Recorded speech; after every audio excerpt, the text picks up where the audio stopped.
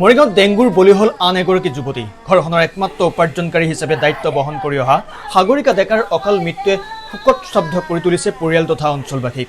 মৰিগাঁৱৰ গছৰগুৰি নিবাসী তথা এম বজাৰত কৰ্মৰত সাগৰিকা ডেকা ডেংগু ৰোগত আক্ৰান্ত হৈ মৃত্যুক সাৱটি লয়। জানিব পৰা মতে যোৱা কেইবা বছৰ ধৰি এম বজাৰত কৰ্মৰত আছিল সাগৰিকা। প্ৰায় 15 দিন পূৰ্বে কৰ্মস্থলীৰ পৰা ঘৰলৈ উভতি অহাৰ পিছত অসুস্থ হৈ পৰে যুৱতীগৰাকী। 5 জুনত মৰিগাঁও অসামৰিক চিকিৎসালয়ত ভৰ্তি কৰা হৈছিল যদিও পিছদিনা স্বাস্থ্য কিছু উন্নত হোৱাৰ ঘৰলৈ উভতি যায়। কিন্তু পুনৰ শাৰীৰিক অৱস্থা অৱনতি ঘটাত গুৱাহাটীৰ দুখনকৈ ব্যক্তিগত চিকিৎসালয়ত চিকিৎসাৰ ব্যৱস্থা কৰা হয়। চিকিৎসাৰ সময়ত ডেংগু ৰোগ ধৰা পৰে। চিকিৎসকে সকলো প্ৰচেষ্টা চলাইছিল যদিও অৱশেষত 23 জুনত মৃত্যুক সাৱটি লয় সাগৰিকা ডেকাই। সাগৰিকা ডেকাৰ মৃত্যুৱে পুনৰবাৰ ডেংগুৰ প্ৰতি সতৰ্কতা আৰু সময়মতে চিকিৎসা গুৰুত্বৰ কথা মনত পেলাই দিছে। ইফালে যুৱতীগৰাকীৰ মৃত্যুত শোকৰ ছাঁ নামি আহিছে সমগ্ৰ অঞ্চলটোত। এতিয়া মাক দেউতাকৰ চকুত এতিয়া কেৱল চকু পানী আৰু স্মৃতিত ৰৈ গৈছে সদায় হাঁহি থকা সেই ছোৱালীজনী। যেতিয়া নেকি তাই ডিউটিৰ পৰা আহি সেইদিনাখন ৰাতি 31 তাৰিখৰ বমি ভাৱ এটা আহি আছে বুলি কৈ আছে, গাটো বেয়া লাগি আছে বুলি কৈছে। তাৰ পিছদিনাখন ৰাতিপুৱাটো ৰাতি বমি হৈছে। বমিটো বন্ধ নোহোৱা দেখি আমি প্ৰাথমিক চিকিৎসাত লৈ গ'লোঁ ওচৰগুৰি। তাৰপৰা ইয়াতো যদি ব্লাডটো পৰীক্ষা কৰা নহ'ল, মৰিগাঁৱতো নহ'ল। তাৰপিছত মৰিগাঁৱতো আমি কামনা যেতিয়া ভাল দেখা নাপালোঁ, আমি তেওঁলোকে আকৌ ৰেফাৰ কৰি দিলে সেই বেলতলা সেইখনে HIT নেকি, তাতো 2-3 দিন ৰখা গ'ল। তাৰপৰা তাত আৰু গৈ নোহোৱা দেখা পাই আকৌ আমি মেট্ৰ'লৈ আনিলোঁ। কেতিয়া ঢুকাইছিলে? তাই ঢুকাইছে যোৱাকালি। মানে ধৰক অসুখ হোৱাৰ পৰা ধৰি 13-14 দিন এনেকৈ গৈছে আৰু লাষ্টত ঘৰতে ঢুকালে, সাৱটি ল'লে আৰু। কি নাম আছিলে? ছোৱালীজনীৰ নাম সাগৰিকা ডেকা, ঘৰ কৰিছিলে আৰু গছৰগুৰি। আপুনি কি হয়? মই দেউতাক হ'ল। কিমান দিন ধৰি কাম কৰি আছিলে তেওঁ? তাই প্ৰথম আছিলে গুৱাহাটীত, তাত থাকিল এবছৰমান কৰিলে। তাৰপৰা ইয়াত যেতিয়া নেকি এম বজাৰ হৈ গ'ল, ইয়াত তাইক মানে কৰি থকা এবছৰ নে 1.5 বছৰ পাৰ হৈছিলে। কিন্তু এই 1.5 বছৰমান পাৰ হওঁতে এতিয়া এক্সিডেণ্টটো হৈ গৈছে। গতিকে সেইকাৰণে মই কৰজোৰে প্ৰাৰ্থনা কৰিছোঁ অসমৰ মুখ্যমন্ত্ৰী শ্ৰীযুত হিমন্ত বিশ্ব শৰ্মা, তেখেতে যদি আমাক অকণমান চকু মেলি চায়, যিহেতু ৰাতিটো খুবেই বেয়া।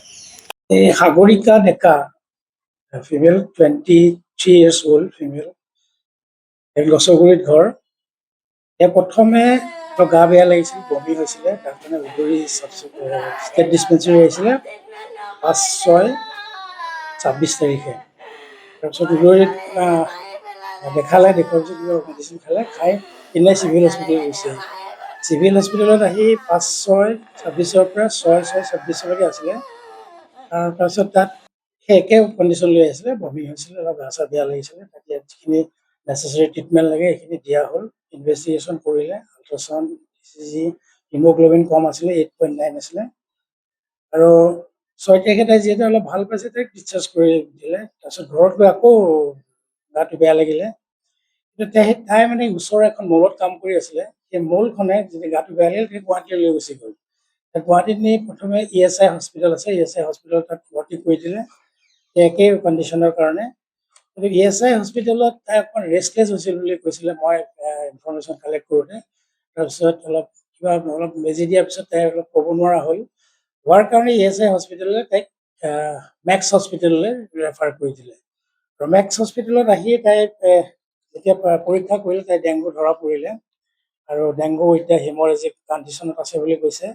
আৰু তাইক লগে লগে পিছত ভেণ্টিলেশ্যনত সোমালে।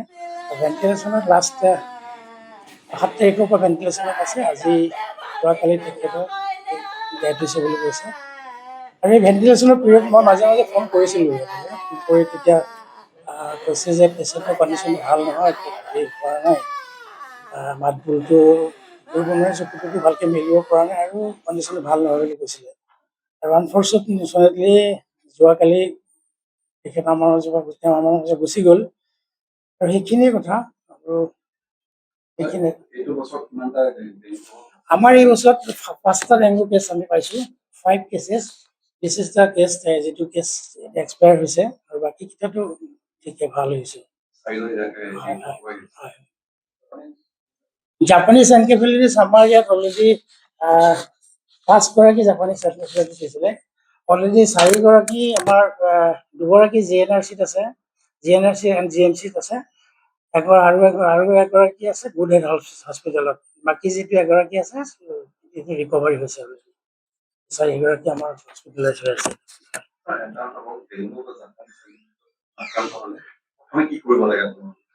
হয়, ডেংগু আৰু জাপানীজ এনকেফেলাইটিছ হ'লে আমাৰ প্ৰথম কথা হৈছে প্ৰিভেনশ্যনটো মেইন কথা। আমি ধৰি লওক এই বস্তু যাতে আমাৰ মাজত নহওক। আপোনালোকে জানে যে জাপানীজ এনকেফেলাইটিছ বেমাৰটো কেনেকৈ বিয়পে। আমাৰ যিবিলাক ধৰি লওক বগলী বা ভেৰিয়াৰ পৰা গাহৰি, এই বস্তুবিলাকৰ যাতে এনেকুৱা লেতেৰা হেৰিবিলাক যাতে আমাৰ চাৰাউণ্ডিঙত যাতে নাথাকে, সেইটো বস্তু আমি ৰক্ষা কৰিব লাগে। কাৰণ এই বস্তুটো হৈছে মস্কিটোৰ কামুৰিলে হয়। ঠিক তেনেকৈ ডেংগুটো পৰিৱেশটো চাফা কৰি ৰাখিব লাগে, যাতে ডেংগু মস্কিটো যাতে তাত নাথাকে। গতিকে সেইটো বস্তুখিনি আমাৰ বেছি গুৰুত্ব দিব লাগে। হয়। আমি ডেংগুৰ কাৰণে এতিয়া আমাৰ কথাটো চাই ফগিং বিভিন্ন জেগাত আমি ফগিং ষ্টাৰ্ট কৰিছোঁ। অলৰেডি আমি ছ'চিয়েল মিডিয়াটো দি দিছোঁ, ক'ত ফগিং কৰিছোঁ। এই ফগিংবিলাক আমি দেখাইছোঁ। আমি 16 জুনতো আমি ফগিং কৰাইছোঁ। Source reduce the 16 to 22 June. আৰু ব্লাড শ্লাইড যিবিলাক কালেকশ্যন কৰিব লাগে চাৰাউণ্ডিঙত, আমি সেই ব্লাড শ্লাইড কালেকশ্যন কৰাৰ আমি ব্যৱস্থা বৰ্তমান কৰিছোঁ। ৰেগুলাৰ টেষ্ট আমি আৰম্ভ কৰি দিছোঁ। এইটো বস্তুৰ ওপৰত আমি এতিয়া ডিছকাছ কৰিব লাগিব। আমি বস্তুটোৰ ওপৰত ক'ত কেনেকুৱা কিবা এটা যদি লেখনি আছে বা কিবা এটা যদি হৈছে, সেই বস্তুটো আমি অলৰেডি আমি কথা পাতিছোঁ আমি হেৰিয়াৰ লগত। আমি এইটো এটা ইনভেষ্টিগেশ্যন এটা ডেফিনেটলি আমি কৰিম, আৰু ইনভেষ্টিগেশ্যন কৰি কি ওলায় সেইটো বস্তুৰ ওপৰত আমি চোকা দৃষ্টি ৰাখিম আৰু চাম।